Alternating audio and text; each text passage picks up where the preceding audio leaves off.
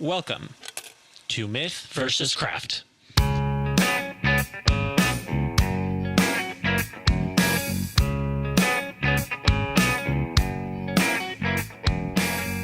Welcome to episode 18 of Myth vs. Craft.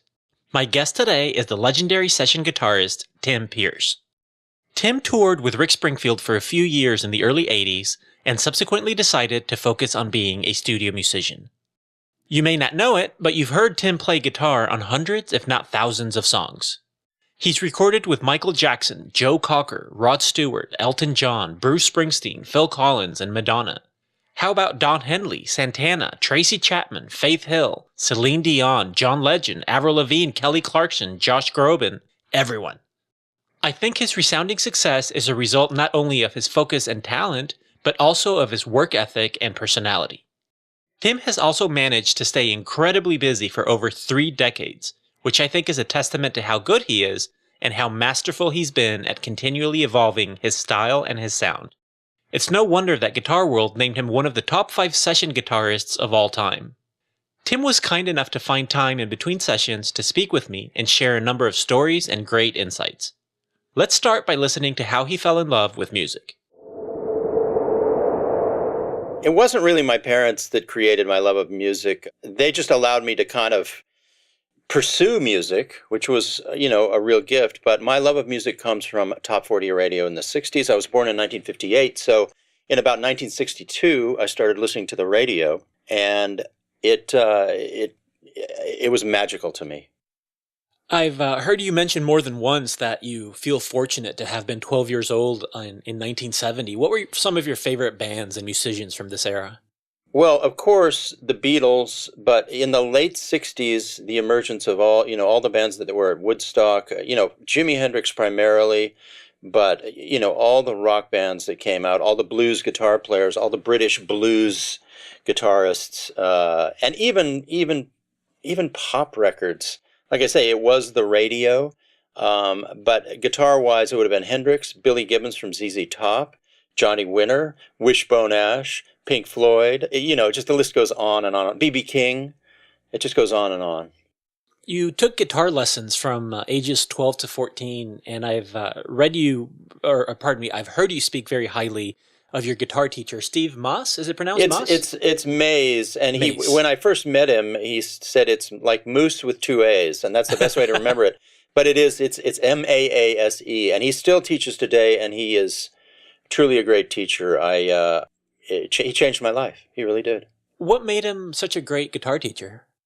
Well, his tastes ran just along the same lines as mine. In other words, he was just as enamored with rock and everything. But he also was enamored with fusion, Mahavishnu Orchestra, a lot of more advanced stuff, which I dipped into too in my teen years. Even though I couldn't play that music, it did influence me. But more than that, he was he was kind of a life coach too, because he would actually ask you how your life was going. He really cared, and he taught me just enough theory to actually make it in the world. And so not too much theory to put me off, but just enough to actually allow me to actually make it in the world. Did you play in many bands when you were in high school and growing up? I did. I played in bands pretty constantly, and then I had one band that actually played in bars. So in my teen years, I was in bands that played on the weekends. It was very sporadic, but then I had a band that was very, very serious about playing in nightclubs, and I started that right when I was too young to actually be in the nightclub. I was playing in nightclubs, and that was a 6-night-a-week thing where we did, it was pretty wild, some pretty wild bars, but it was a great way to actually become a better guitar player for a while. I read that you were about 20, 21 when you got a car and you moved to LA. Yeah, it was right before my 21st birthday. My mom gave me her old car, and I moved out here and just took a shot, Did you have a master plan when you moved out there? Did you none have at a sense all. of what you were hoping your career would look like? None at all. I just hoped that I could become a professional guitar player. And I was so dissatisfied with the limitations of being in Albuquerque and not being able to pursue anything professionally that I honestly didn't care what happened. As long as I could work and make a living, that's all I cared about. I've asked other guests who have moved to, music meccas, be it Pete Thorne who moved to LA or JD Simon when he moved to Nashville, about the level of confidence they had when they moved out there. And they both gave me a similar answer, which was, yeah, they were pretty darn confident, and you almost have to be to have the guts to move to a city like LA or to Nashville and to try to make it. Was that the case with you as well? Well, I'll give you a slightly different answer. The thing that happens to musicians in small towns is they become big fish. And I was certainly a big fish in a little pond. And when I got here, I was astounded by how many good guitar players there were everywhere. So my answer to you would be different. I don't think I had confidence, but I definitely had the kind of stupid confidence that comes from being a big fish in a small pond. I was good enough to start working right away, but I was pretty inadequate as a rhythm player. I learned to play rhythm guitar the day I dropped into LA. I started learning how to play good rhythm guitar from the songwriters I started working with. So happily, I can give you a different answer, which is my confidence was kind of destroyed when I got here because there were so many great guitar players everywhere. Do you remember how long it took you to get your first paid gig? It happened almost immediately. I had a friend of mine a guy who's still my friend today, a guy named Steve Sykes, who's a great. He actually ended up becoming a recording engineer and a mixer, and he did all of Stanley Clarke's records and all these other things. I met him, and he actually got me a gig that he was leaving. The thing about L.A. in that period of time, the Knack were huge. Remember the Knack, My Sharona? Yeah, of course. New Wave was huge. Van Halen was 2 years, their record had been out for about 2 years. So you had this huge heavy rock scene along with this huge new wave scene and an industry that was just exploding. So there was work for musicians everywhere. And the kind of work I started doing right away was working with songwriters. There were these things called showcases where an artist would put together a band. They'd do a showcase for a record label. That happened all the time. And there were demos constantly to do. So I started working right away. And through meeting one musician, I was able to meet 3 more, and then 9 more. And then what's 9 times 9? 81. It was like a tree that actually started, if you just picture a tree, you meet one person, it turns into 3 branches. Those 3 branches turn into 9 branches, et cetera, et cetera. You recorded with Rick Springfield and later went on the road with him for 4 years, I believe. I think this was after he had hit it or begun to hit it big, so I figured it must have been a pretty cushy gig, yet you never toured again. Did being on the road get old in a hurry? Well, for me, I was 21 when I moved here, and when I was 23, I got that gig with Rick, and at that moment, he was the biggest star in the country. He had just had a #1 hit with Jesse's Girl, and he was replacing his band. I had gotten to play on his most recent record because the producer was a friend of mine. So when I went to audition for Rick, I really kind of knew what his tastes were, and I brought in 2 very loud 100-watt Marshalls. And I think because I was... 2? 2. Yeah, it was loud, which he loved. Because on stage, he likes to be the Who, basically. His on-stage presence, he's trying to recreate the Who and Pete Townsend and everything. So I got that gig. We had met before. I knew kind of how to treat my role. And the other thing is that I was not a pretty boy at all. So I think that was actually helped me kind of get the gig because it meant that I wasn't, competing with him. He never said that or anything, but I think it was a case where usually you have to be really good looking to be a side musician. But in that case, it was the opposite. And I didn't have the hair or the image for rock and roll at all at that period of time. So it actually worked in my favor. I was more of a new wave kind of character. But what happened when I did those 4 world tours, I quickly realized that being a sideman was not really what I was interested in, and being on stage was not my favorite place to be. So after those tours ended, I planted my feet in LA and tried to make it as a studio musician. When you say the stage wasn't your favorite place to be, was it? I'm going to paraphrase something that John Frusciante, I read him say, the former guitarist for the Red Hot Chili Peppers, and he talked about how he felt almost like a trained monkey on stage, just playing the same stuff over and over again, and that it seemed somewhat artificial to him, and that he was much happier being at home, just writing music and creating music. And that has contrasted with the perspective of many other of my guests who really seem to relish the interaction with other musicians and the crowd. And it seems like perhaps you're more in the former camp, where perhaps just doing the same stuff over and over again, was it just monotonous, or what was it that you didn't like about it? Well, that's part of it, but there are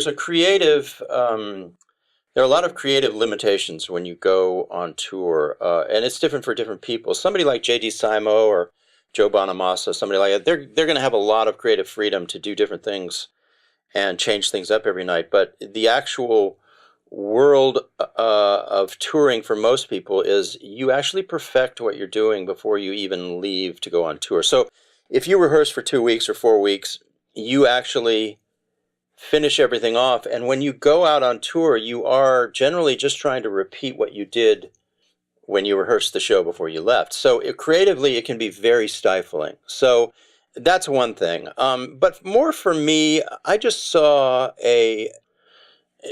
sideman, and there are also limitations to being a sideman because you're not in control of your own destiny. So for me, the people I always admired, even when I lived in Albuquerque, were the names I saw on the people who actually made the records. So for me, I wanted to actually make the records.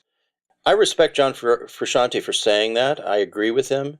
But it can be better if you're in a band where everybody's an equal partner and you're all kind of going out and ruling the world together. You know, if I were in the Foo Fighters, I would never quit that gig. I would enjoy every moment on stage. But that's because they're all, or if I were in Van Halen or, I'm fantasizing here. Right. Or the Chili Peppers, I personally would find a way to make it work.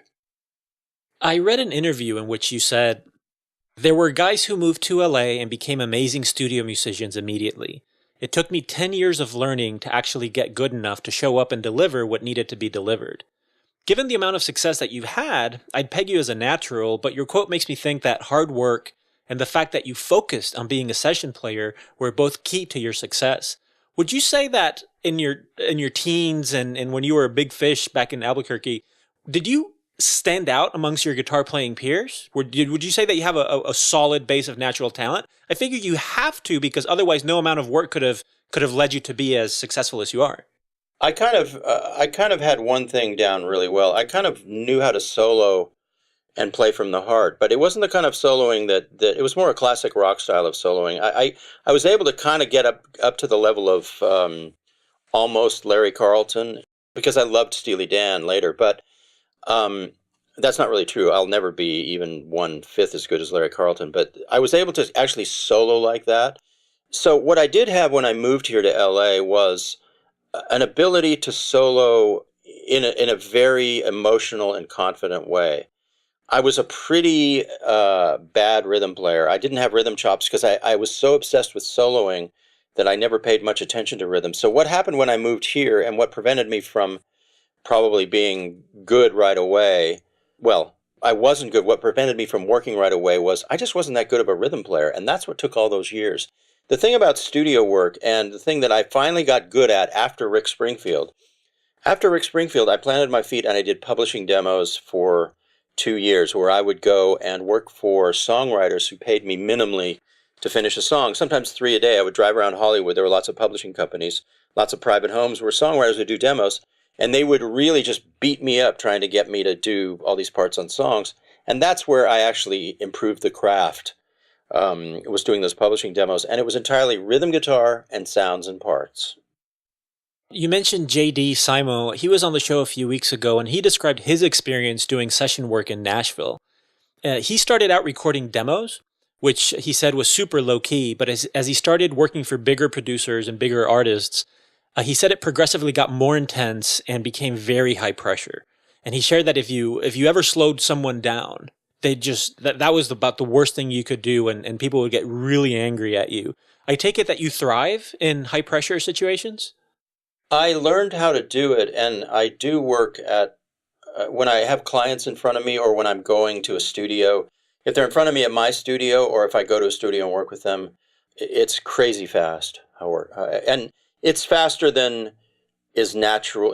That's the thing about you show up at a session, everybody's smiling and laughing, but the actual undercurrent is it's do or die.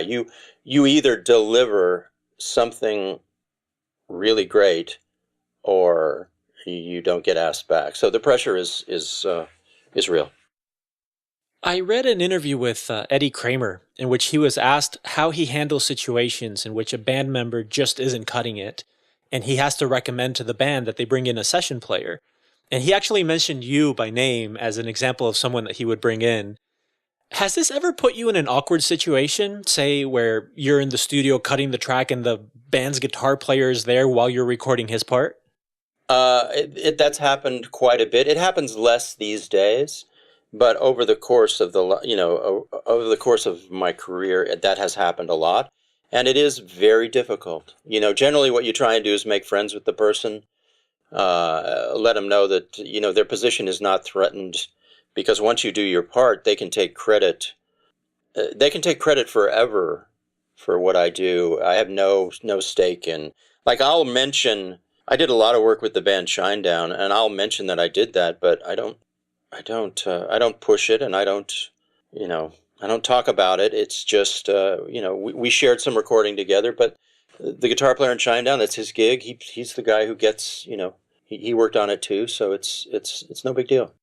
Did you run into situations where perhaps the band member made it explicitly clear that okay, he was accepting that someone was going to come in, that you were going to come in and do their part, but that he didn't want it to get out? Or were they never that overt about expressing that concern?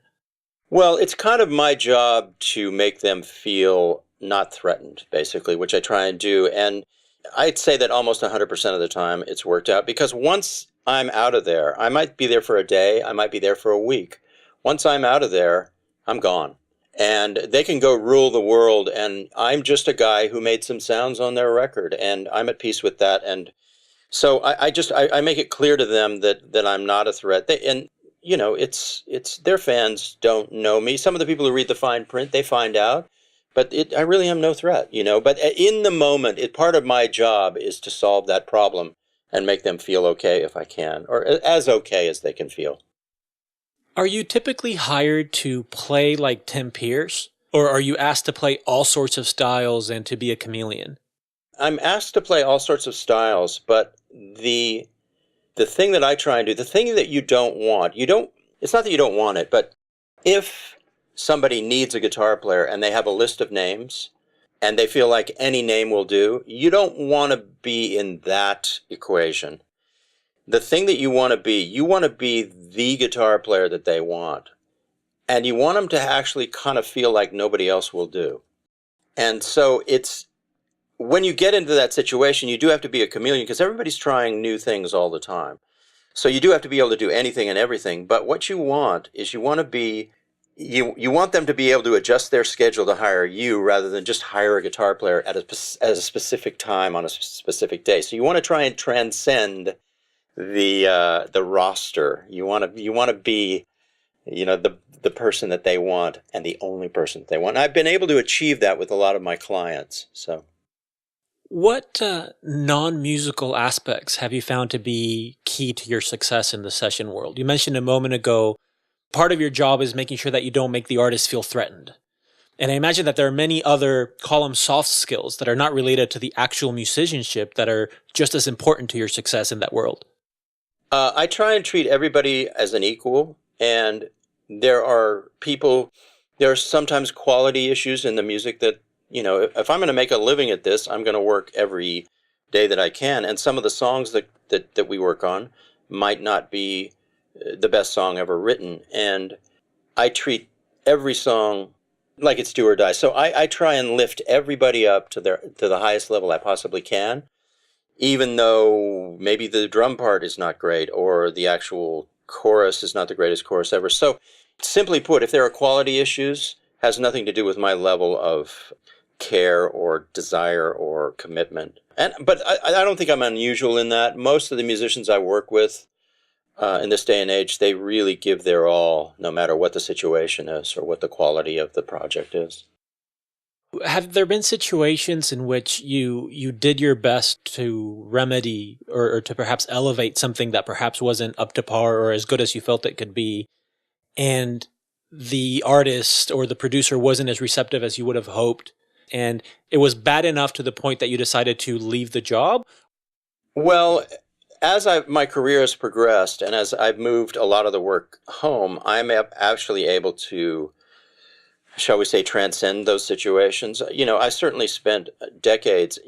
Studio work is very difficult because you're dealing with crazy politics, and people who are really, this is their one shot. Generally, if you do a record with somebody, even if they're a new artist or an artist that's huge, you go into the studio with them and they're on the line, really, because every time they do a new project, they're putting this thing out into the world, and they're really, really on the line. So a lot of crazy stuff happens, and a lot of people do stifle you and push you in directions that are uncomfortable. That's always been part of it, Sometimes it's brutally uncomfortable being in a situation with people who are sending you in directions that are not natural to you or you don't agree with. I'm happy to say that these days, if that happens, I would... Well, I'll tell you a story, and it's been far along the way. I did Shakira's first record, which maybe was her biggest record. I don't know. That was a situation where I didn't feel like I connected with her at all. And if I had been here in LA, I would have very graciously suggested to her on the third day that she hire somebody else. I would have suggested 3 or 4 other guys. Right. But because I was in Miami and they had air freighted all my gear there, I actually had to see it through. So I was even ready at that point to bow out of a gig because it wasn't uncomfortable. But because I was in Miami, I really had to stick it out. It was a different situation. It would have been too hard on them and on me to actually walk away. There was a Michael McDonald record that I did in the 90s where on the first day, I spent the whole day playing. Great musicians. It was Pino Palladino and Manu Katché. Wow. And I spent the whole day playing, and I didn't really see any response from Michael or Russ Teidelman. And at the end of the day, I said, guys, I don't think I'm the right guy for this. And so I walked away from a pretty high-paying, prestigious gig because I kept looking for a response on their faces. I never got any feedback from them. And it was very painful at the time because you do feel like you're a failure. But in retrospect, meaningless. Meaningless. It was just get me out of here. I want to enjoy my week. Over time, you must have gotten really good not only at maybe developing a thick skin, which maybe you had naturally already, but also at reading people and reading the reaction. And that I imagine some people are more expressive than others, but in this case, you read them correctly. Yeah, it's more reading people. I don't have a thick skin. I mean, I'm ultra sensitive, and the pain is real when things don't work out. You feel the pain. But I know at this point, I've been through it enough to where it wouldn't matter who I was in the room with at this point. I would just suggest that we part ways. And actually, at this point, it wouldn't be that painful. That's one of the benefits of being older. You lose, some of those, things. You mentioned the work that you do at home, and I know that you have a great setup there, and I can see it right now on screen. Do you typically record for smaller artists or smaller acts at home and record for the larger ones at studios, or is that not necessarily the case? I've had lots of large people, if you want to call it that, in my studio. The more the thing has changed for me. Most of my work at this point is with independent people and international people. So I do a lot of that here at home. But I'll give you an example. Last week, I did a Barbra Streisand song here at home. Wow. She didn't come to my house, but Josh Groban I've done here. Wow. So really, it's become so accepted that it's both. The reason, the first time it happened to me, I was at the record plant working on a solo record for this guy, Alex Band. He was in a band called The Calling. And I remember Tal Hertzberg, who has passed away since then, but we were at the record plant tracking, and he looked up from the console at me, and he said, "Okay, we're going to your house next week, right?" And I knew at that point that there was no difference anymore between perception of a big studio and my home studio. And I was so pleased about that. So I would have to say, it doesn't matter anymore. It really doesn't matter anymore. The thing that has changed for me is that guitar is not really a part of pop music as much as it used to be. So some of the biggest artists in the world, in the 90s and early 2000s, I was working with the biggest names in music. Now, I can't really say that because those people, first of all, they don't really seek studio guitar players like they used to. They probably have somebody nearby who does their guitar parts for them. And the other thing is, there is not a lot of guitar on pop music in general. There is tremendous guitar playing on country music, but most of the music that gets done out here is pop, or the people have their own guitarist or they play guitar. So consequently, most of my work now is either independent or international. I'm not as much on the charts as I used to be, and I'm fine with that. I'm absolutely fine with that. You mentioned some of these artists coming to your house, or in some cases, I'm sure being present at the studio if you're working at the studio. Is that typically a positive, or do you prefer to have some separation and do it on your own? I always prefer to have them here because if we create it together, they are going to like it more. And if we create it together, it's going to happen twice as fast, if not 10 times as fast. So you're kind of shooting in the dark when you work without direction, I feel. That being said, there are places you can go, like I can create sound effects. I can spend an hour on a sound effect if I'm by myself. Mm-hmm. And because of what I said earlier about momentum and speed being such a big part of studio work, there are benefits to working on your own. But I would say I would always choose to have the artist here because it's kind of like threading the eye of a needle. Sometimes what they want is so specific. It might be just the amount of dirt on a part, or the rate of the tremolo, or just the way things lay into the track. Absolutely. I mean, I try and see people on Skype or have them here in person 100% of the time if I can. Would you work exclusively from home if you could? At this point, there are benefits that are undeniable. And the biggest benefit is my rig here is so large. It's like starting a Ferrari, basically. I just press a button and I can go 200 miles an hour and offer them 200 different things at the touch of a button. If I go to a studio, the gear either has to come from the cartage company, which is a separate rig, or it has to come in the trunk of my car, which is also a separate rig. I have to drive there. The rig has to be built, set up. The engineer has to mic it. There's quite a bit of work involved in getting set up and going. And then I can only offer a fraction of what I offer here. But that being said, stuff happens in that situation that would never happen here. Mm-hmm. I did a lot of work at studios. Last November, I was not here for a single day. I was out the entire month at different studios. And the stuff you get is different because you're in a different environment. You're dealing with different adversities, different personalities. And a lot of the time, you're playing live with a bass player and drummer and keyboard player. And so different stuff happens. So at this point in time, the home studio is, yes, it's definitely my preference because I can just offer, do you want a Gretsch through a tiny amp with this particular fuzz or what? It's all here. And I can't bring it all to the studio anymore. It's just not feasible.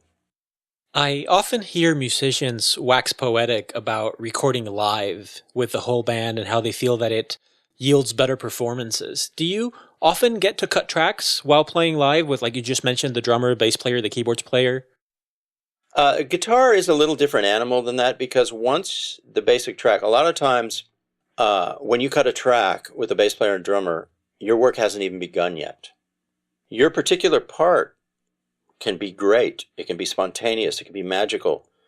But one guitar part is generally not what records sound like anymore. So for a bass player and a drummer, it's very, it's easier for them to say that. But for a guitar player, a lot of what happens in overdubs. Now, if you listen to a record made in Nashville, those are essentially live records.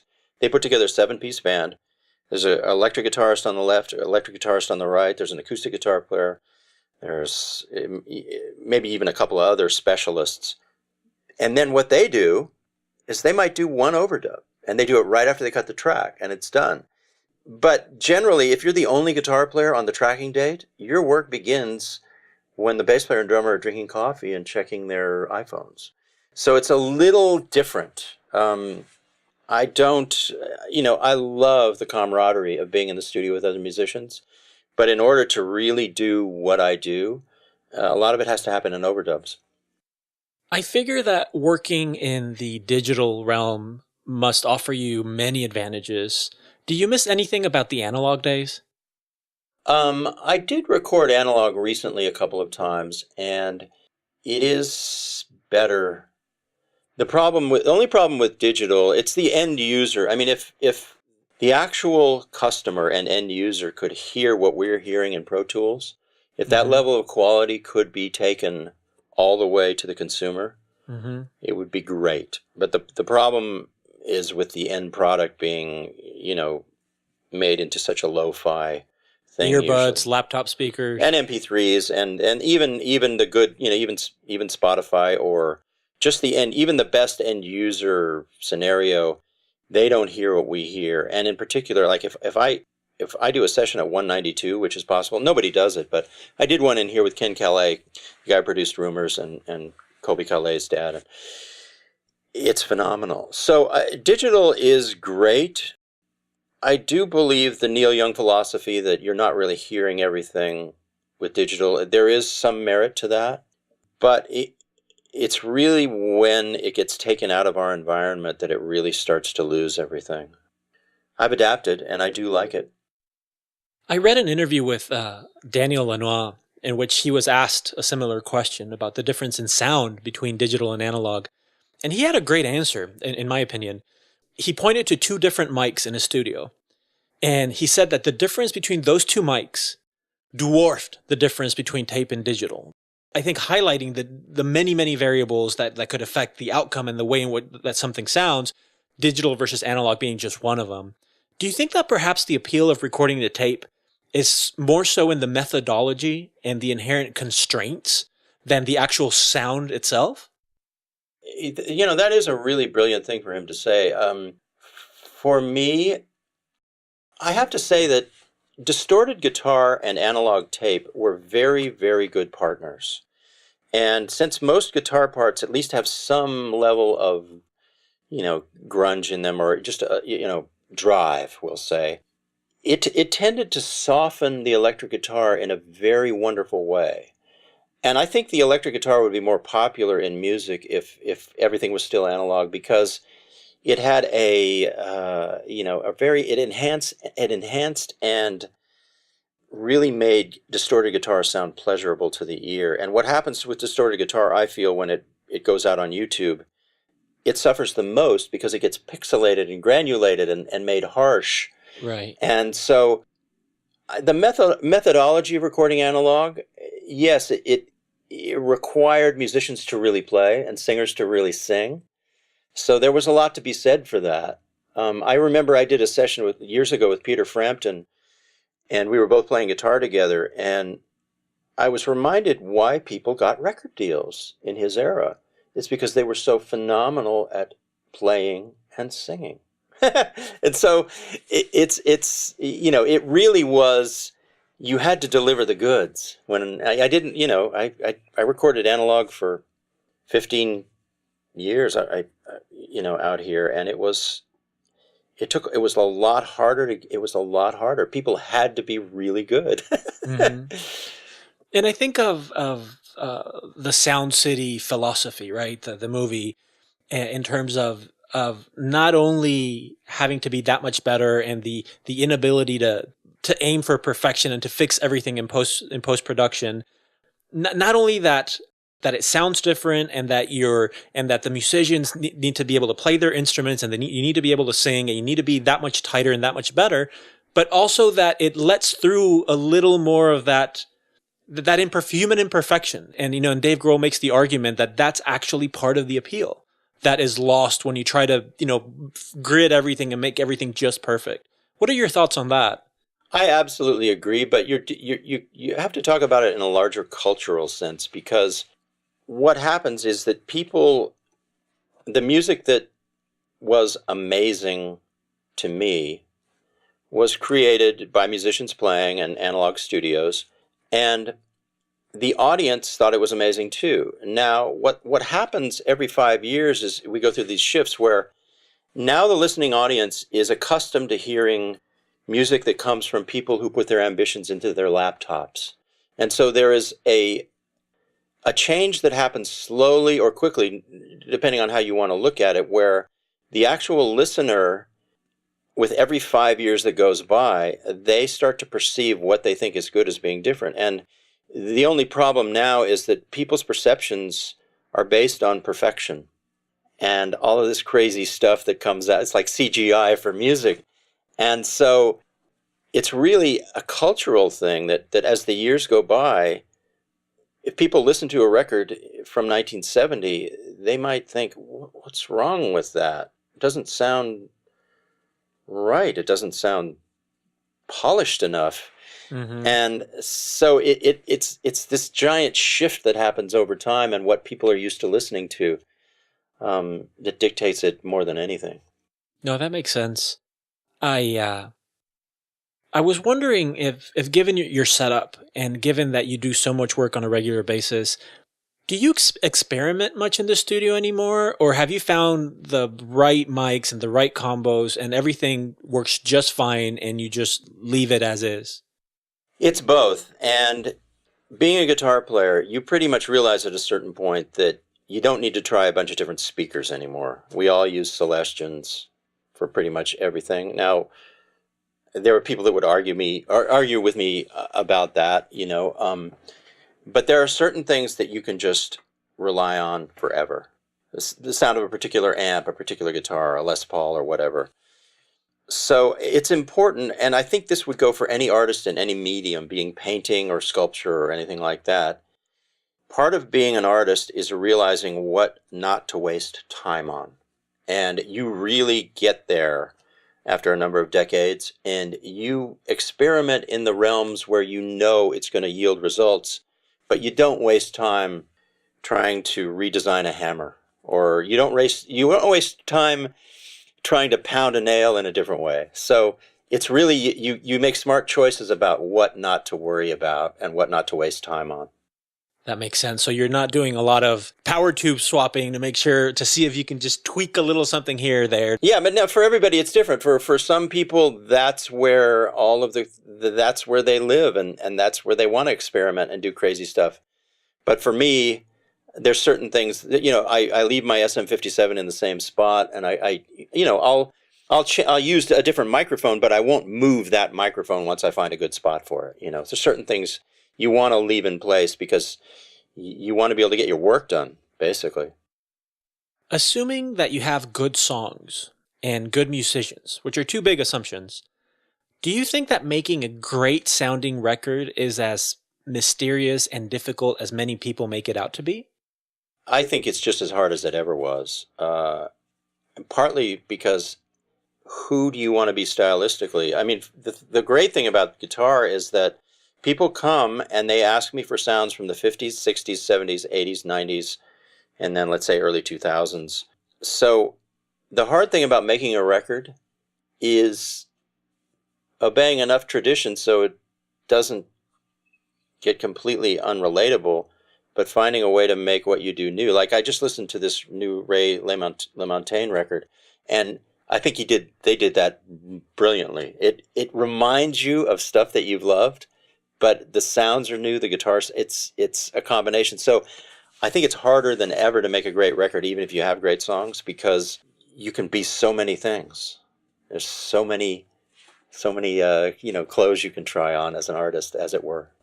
Is that where some of your experimentation comes in and trying to tweak your sound as people's expectations and tastes are being recalibrated every few years and trying to make your sound just kind of remind you of something while at the same time sounding contemporary? Absolutely. I mean, a good example is that I try and play cleaner sounds most of the time now. If I play a cleaner part or play two parts that are really, really clean, it's going to sound more modern than what I used to do 15 years ago, which was layer a bunch of distorted guitars. And here, let me turn the phone off here. So absolutely, you're always trying to adapt if you want to stay in the game, and I really do. And it's really not that hard, because if all it means is that I have to make my sounds cleaner and play less guitar parts, I can do that. And then that makes me sound more like what I hear on the radio right now. So yeah. How are you calibrating your own ears? I mean, of course, you're listening to a ton of music because people are coming to you to record it for them. Yeah. But are you also listening to other people's music? Do you have your one ear on Top 40 radio to to get a sense of what is contemporary? Yes, top 40 though doesn't really. It's There's not as much guitar. Well, yeah, so that's not the greatest source. Although, let me put it a different way. If you listen to top 40 radio, you're going to find one really unique guitar part in a lot of different songs here and there, like where they go, "Oh, let's add some guitar here," and it might be something really unusual and really, it might be sloppy even, but it might sound, like it doesn't fit. But you're the way people use guitar in pop music now is as an event or a seasoning, and so there's a lot to be gained from that. But the thing is, you might listen to 50 songs, and there might be guitar only on 5 of them, but those guitar parts are going to be kind of unusual and kind of like I say, events, special events. Got it. So there's a lot to be gained from that. But you really have to look at practitioners who are still enjoying the guitar as part of their music, and that could be found in modern country or in alternative music or independent records or singer-songwriter records. So you have to search for it more than you used to. You've mentioned country twice now, both in terms of having great guitar playing and in terms of cutting a lot of tracks live. Do you get to do much or have an interest in country music and being in LA? I have an interest in it, but it's not something that I get to do because here on the West Coast, it's not really going on. It's just more of an observation about the people in country music. It's almost like let's say if there's a we in pop music, we said, "Oh, we don't want guitar anymore. We don't want classic rock. We don't want these traditional songs." And it's like almost like the country people said, "You don't want it. We'll take it. We'll run with it." So I think it makes us all kind of jealous as guitar players out here on the West Coast because they get to do the stuff that we wish we were doing in some ways, because it's really where organic music lives today, and it's kind of the haven of organic music production. It's an amazing thing to witness and behold. I can't really relate to a lot of the lyrics, but I'm always listening to what's happening underneath, and I've made peace with that. I'm one of the few people who actually gets to prosper out here on the West Coast and work with a lot of artists all the time. The thing about out here is that it's really pretty wide open stylistically, and people are there's no rule book and no limitations stylistically. You can be doing tons of different kind of things. And like I say, a lot of the work I do is for artists who are international artists. So the West Coast is I think it's a harder place to do organic music, and country is, like I said, the last. I read a great thing by T-Bone Burnett where he said Nashville was the Alamo of the music business. It's I wouldn't go that far, but it's definitely the greatest place in the world for organic music. What are your thoughts on the likelihood of this being cyclical and the prevalence of guitar playing being something that ebbs and flows, and it coming back, or at least increasing in prominence and popularity? I think it will. It is cyclical in a way, in that I think people will start to crave the humanness of organic music, and guitar being an organic instrument. But I think it has peaked as a cultural phenomenon. I think it's going to share the landscape with electronic music in a greater way. I think it's been removed from electronic music for the time being, and that it will actually come back and share the landscape in a greater way. But it'll never be what it was, where it was Def Leppard and the Rembrandts, and it used to be the engine. The electric guitar was the entire engine behind music, and that's not going to happen. It's the laptop now and electronics. So yes, I think it is cyclical, but it will never return to what it was. It will reclaim a greater share of the landscape than it has now, but it won't come back to the way it was. I've read that you like to work hard during business hours and then have a clean break from work at a reasonable time. I read an interview in which you joked that if you placed an ad, it would say, "Musician for hire, doesn't travel, doesn't work at night." Yeah, and now I can add older musician for hire, doesn't travel, doesn't like to work at night. I've been able to craft my professional life kind of the way I want to. There are still producers and artists that I work with until 1 or 2 in the morning, but it has to be a particular scenario. I do shape my professional life to kind of where I can kind of end my day by about 7 p.m. But I have to tell you that even the younger people I work with, they like the same thing. Look, entertainment has always embraced anyone who's been willing to work a double shift every day. So if you are talented and you're willing to work 12 to 16 hours a day, you will go far in entertainment. But I was never that guy, and there are a lot of people who realize that if you work really, really hard, 9 hours a day, over the course of time, you're going to have a better life, you're going to get better results, you're going to spend some time with your family. So I don't feel like quite the odd man out anymore with that desire, but it is the truth, yeah. What do you like to do in your free time? What interests do you have outside of music? For me, it's at this point, it's exercise, it's my marriage, and basically the last hour of the day, I like to watch something really high quality on my television. I don't have a lot of interest outside of music. It's more for me, I like work to be optional after a certain hour. So what I do is I consider work mandatory until a certain hour, and then I'll go hike in the mountains, come back, and I might be in my studio working on something from 9 to 11 p.m., but it's optional. It's not mandatory. And I ask because two guests, Mike Campbell from the Heartbreakers and David Grissom, both shared a similar, I guess, a similar story in that, or a similar experience in that they both described, in a sense, being unable to break away from music, and how whether they're walking their dog or trying to watch a movie or washing the dishes, like music is just this permanent entity that they can't shake. And it's often a distraction. And they might be watching a movie and a musical idea pops in and they can't shake it free. Or they Mike Campbell talk about listening to the radio and almost being unable to truly just listen to something and enjoy it because he was either disliking it, in which case he would change it, or maybe enjoying it, but analyzing it and thinking about what he would have done differently, or what he would, or getting ideas from it. Being as immersed as you are in music day in and day out, do you have a similar experience, or are you able to break away and perhaps enjoy casually listening to music? Well, the thing is, my professional life is relentless, and I don't do one record a year. I work on a record every day of my life for somebody, or a song or a piece of music.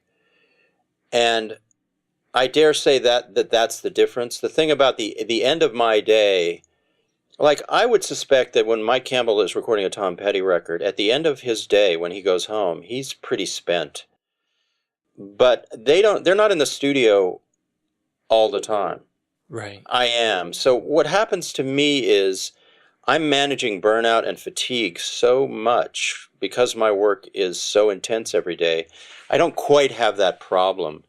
I'm engaged in such a really ferocious way every hour that I'm working, because it is all studio work, that when I go hiking, I'm not really obsessed with music, because it's the hours are so, it's so, like I said, ferociously, I'm just deep into it when I'm doing it. Not to say that that they aren't, but I do agree with Mike about analyzing music.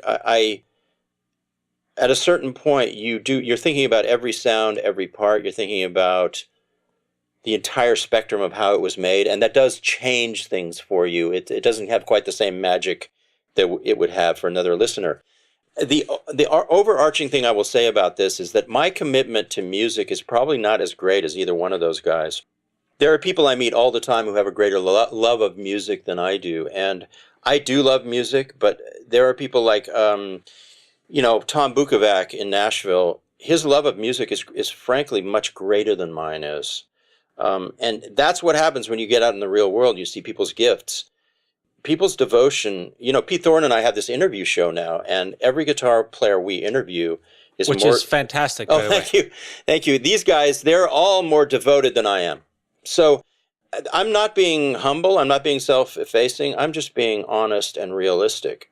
When you get into the big world and you get near the top of this industry or whatever, you realize you're surrounded by people who are deeper into it than you are. And that's, I would put David Grissom and Mike Campbell into that category. You mentioned that you're constantly managing burnout or the risk of burnout. Have you had moments when you crossed that threshold, or when you were disillusioned or just got tired of it all and at any point considered abandoning it, or you never got that close? No, one of the secrets to my success is that I'm tenacious and I just keep hanging around. And what happens is that when I'm burned out, I show up the next day and I just dig deeper.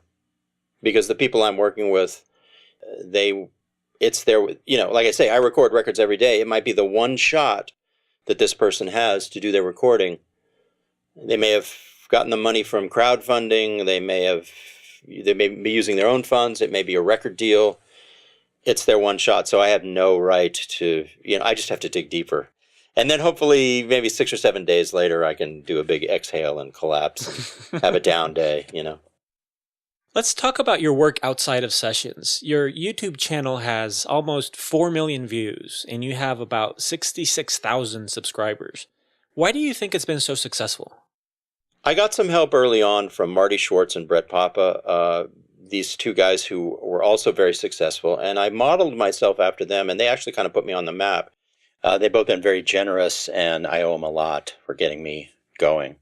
The thing is, I have a formula where I kind of didn't know I was doing this, but I have a formula where I'm reaching guitar players, and I just stuck with it, and I was able to use, I taught some Hendrix songs, which are very popular searches on YouTube, and I just realized the thing is, YouTube is a very, very slow, it's a slow build on YouTube, and the success I have is micro success compared to the real YouTube stars, but it still doesn't matter. It's even, it's such a big world out there on YouTube that you can do a lot with, 70,000 subscribers and 4 million views. For me, I always felt that someday I would end up teaching music. And when I realized I could do it on a worldwide 24-hour-a-day level where I am just constantly reaching people, I fell in love with it. I actually love this chapter and this teaching thing that I'm doing just as much as session work. You publish great video lessons, and I think most, if not all of them, have been free. Some time ago, you made a 10-hour massive set of lessons available for purchase. What are your plans for future video lessons? Where are you looking to go with them? Well, that was the first step, and it has actually sold very well. I actually have been very surprised. Brett Papa and I made that together, and we were actually kind of shocked at how well received it's been, and I'm very grateful for that. My next step is I'm going to debut a membership channel where people pay for access a year at a time, and that's, I've been working very hard on creating the content for that, and the content will be ongoing, and it'll be new stuff added every month, so that'll be next. I'm going to offer a membership. When do you expect that to go live? I think I can within the next 60 to 90 days, because we've been working on it very, very hard. Tim, it's been a real treat to speak with you. Thank you so much for your time. I've really enjoyed this. You too. Your guests are phenomenal, so it was a real treat for me to be considered among them. Thank you. Absolutely, Tim. I'm really grateful. Thank you so much. Thank you.